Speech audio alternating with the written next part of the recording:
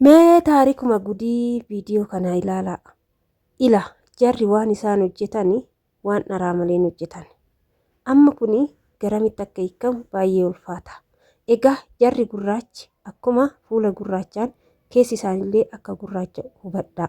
Egaa shama harka fuune kabajamtootaa fi daawwattoota hordoftoota keenya nageenyi koo kan jaalalaa fi kabajaa bakkaa fi lafa artanitti isiniif haa baay'atu. Anis obboleettiin keessan Waaqayyoof galannaa ga'u nagaa fayyaa kooti. Egaa viidiyoon kun ergaa guddaa of keessaa qaba.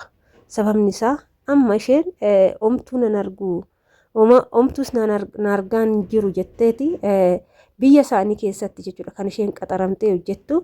Inna madaam ishee miidhuuf jecha fincaan ishee fincooftee fincaan sagaraanis jiraachuu danda'a ijoollee waan akkana namaa baasu fincooftee kaateetti laal waan ishiin gootu ka argitanii ture. Fincaan ishii distiin shoorbaa of keessaa qaba. Shoorbaa san madaamin ishii akka isheen ho'istuu barbaadde nyaachuu barbaadde waan ta'eef naa ho'isii jetteen kasilaa hojjettu isheete waan ta'eef. Haa ta'u garuu isheen shoorbaa san keessatti fincaan ishee fincooftee kaateet deebiteet ibiddarra goote jechuudha. Maaliif ho'istee madaam isheetii kennuuf laal argame. Geechitii fi illaattii fi jechuudha. Maal laattii fi sagaraa ishee fincaan isheetii jechuudha. Haguma fedhallee yoo ta'e jechuudha. Wanti akkanaa kun ijoolleen keessattuu gola madaamii teessanii jara gurraacha wajjin hojjettan jarri gurraachi dhugaan argee jira jechuudha. Baay'ee hamtoota keessattuu Ugaandaa jechuun akkuma maqaa isaanii udaan jechuudha dhugaa isaanii udaan. Inna madaam ishii amma kaamiraadhaan laalaa jirti. Amma ishiin ho'istee xumurtee geechuufiitti jirti jechuudha. Yeroo kana madaamni ishii waan isheen hojjechaa turte hundumaa teessee kaamiraadhaan waan ishee hordofaa jirtuuf amma bifa aariitiin dhufteetoo lolaanii jirti. Ofii keetii nyaadhu waan ati hojjette hundumaa argeera. Kaamiraan kunoo as jira jettee ishii nama quba hin qabdu. Kaamiraan mana keessa jiraachuu kaamiraan laal wanta namni nan argu jennee yeroo tokko nama tokko miidhuuf nama tokko waan wayii irraan ga'uuf kan deemnu baay'ee keenyatu jira.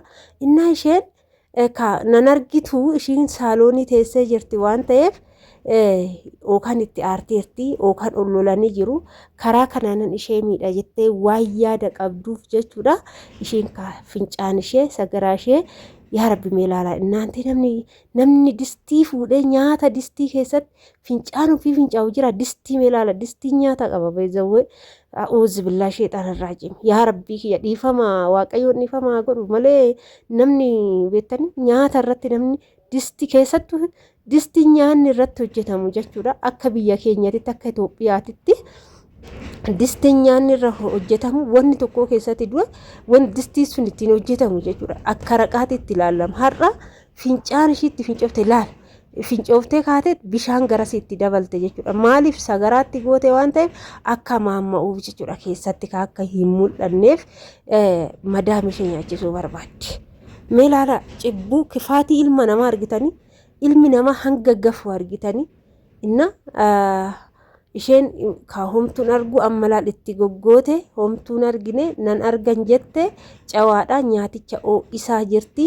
Nyaaticha amma ka madaam ishiitii geechiti waan ta'eef fataa zanaa jechaarti laal waan gaarii kanaayyuu jechuudha. Inna nyaatichi immoo kan distii keessatti hafuu miti kanuma nama tokkooti. Kuni sahaanii irratti nyaata ishee dhageechuu barbaadu qopheechiteerti.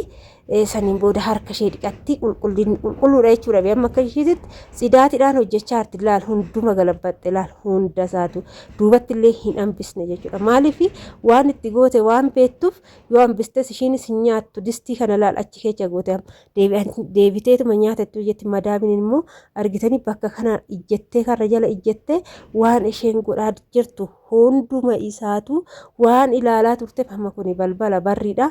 Barrii gubbaatti itti dhufte jechuudha madaamin. Ishiin immoo itti nannadhee ho'istee tolchitee bareechitee geechuufiif deemaa jirti jechuudha. Inna haala kanaan amma dhufaarti akkuma argitan ilaalaale. Madaamin ishee amma maal gooteerti qabatteerti jechuudha karrarratti. Waan itti goote hundumaayyuu argeen jira. Isa kanammoo sumatu nyaata.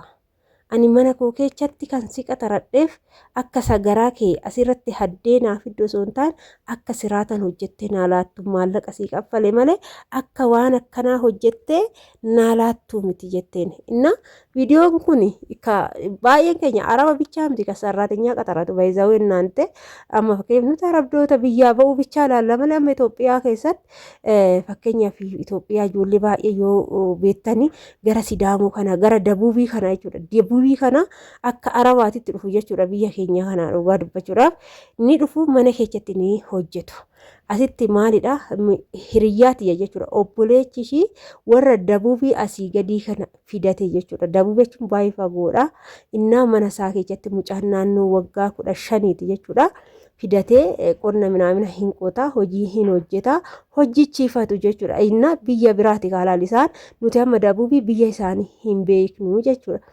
Amma warri mucaan kun aga baatii 6 kan warra kana wajjin jiraate saniin booda guyyaa Faasigaa ayyaana waggaa san namoonni wal keessa yaa'aa firri wal keessa yaa'aa tire innaa abbaan manaa qotiyyoo gurguree birrii gara 100 olii saaxinii keessa kaayetti qollufee deeme. Gizee birrii kana achi keessa kaa'u mucaan kun ni arganii ilaala jechuudha. Innaa yeroo kana insaayaa ollaa deemanii eegetti isaan ba'anii deemnan mucaan kun ol deebi'ee dhokatee laal nama cawaa gaarii fakkaate jechuudha.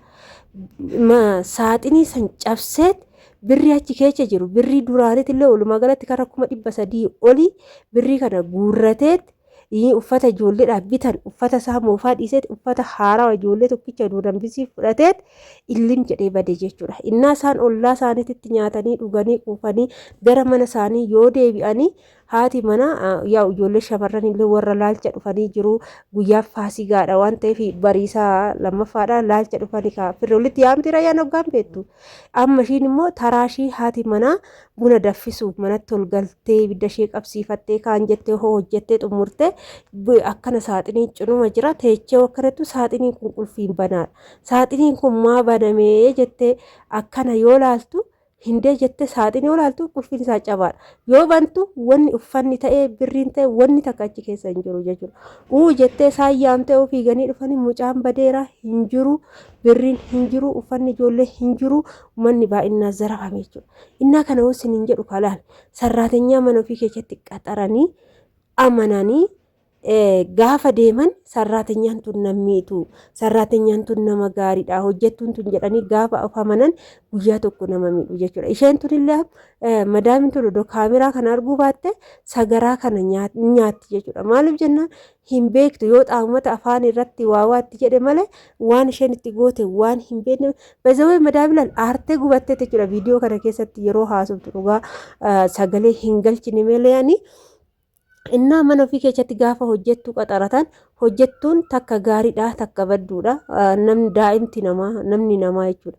Hundumtuu naaf tolaa miti. Gizee gola madaamillee hojjennu jechuudha.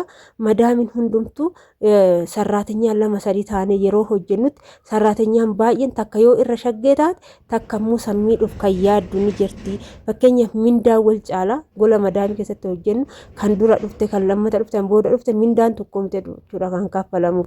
Sababa mindaa saniin kan ishii kiyyamaa caala jedhanii walitti dhara yaadu wal miidhuu yaaduun baay'eetu jira jechuudha. Wanna baay'ee jira gola ormaa keessatti baay'isawee waaqayyoon namaa eegu malee meelaala inaantee dhugaa waan nama gaddisiisu keessattuu jechuudha. Madaami kuyyuu laachuu baatu nyaata kana distii kabajamaa nyaanni keessatti hojjetamu nyaata kabajamaa midhaan waaqayyoon nyaadhaa jiraadhaa jedhee uume kana keessatti gaafa irra gatta'anii itti fincaanii namaa laatan mee maaltu namatti dhaga'ama inaantee viidiyoon kun anaaf bakka nama mana ofii keessatti gaafa hanqaxare wanti akkanaa kun jechuudha.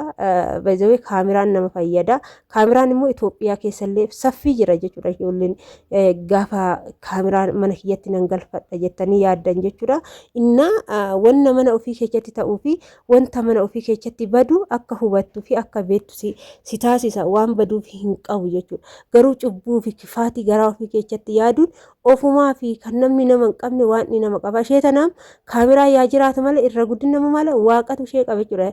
Ishee madaamin tun amma isheen tun namiiti jettee yaaddee osoo hin taane yookaan manuma ishii teettee kaameraa galfatte garuu immoo kifaatii ishee argite jechuudha. Innaa kana fakkaata hordoftoota keenya waan gaarii yoo yaadan ofumaaf nama fayyada. እና jarri gurraachi akkuma bifti isaanii gurraacha'u keessi isaaniillee gurraacha'ee si miidhuuf deemu. Kanaaf nama miidhuuf yaaduun immoo guyyaa tokko immoo isaaba nama kaffalchiisa, gatii nama kaffalchiisa. Nama miidhuun gaarii miti. Waan badaa yaaduun gaarii miti. Amma isheen kun ishii dhalaachuuf turte garuu ofiif nyaatte jechuudha. Fincaan ishee akkuma fincooftetti akkuma inni jettetti madaamiin gixxin goote akka ishii ofii isheetiin nyaattu taasiste ofuma isheetiin nyaachiste jechuudha. Madaamin gubatteetti aartee jechuudha. Oo dubbattu iyyuu mimmaan ija ishee mareeti kan isheen dubbattu. Inna akkas fakkaata hordoftoota keenya. Mee ilaala dhugaa waaqa na ajaa'ibe dhugaana viidiyoon kun baay'ee na ajaa'ibe gaafa miidiyaa kanarra deddeemu yoon argu bakka ilmi namaa hin jedhe bakka waan fedhas haa ta'u biyya fedhas haa ta'u jechuudha. Kanaayyuu yaaduun ishii viidiyoon akkanaa kun miidiyaa irratti kan ba'u miti midhaan distii keessaa jechuudha.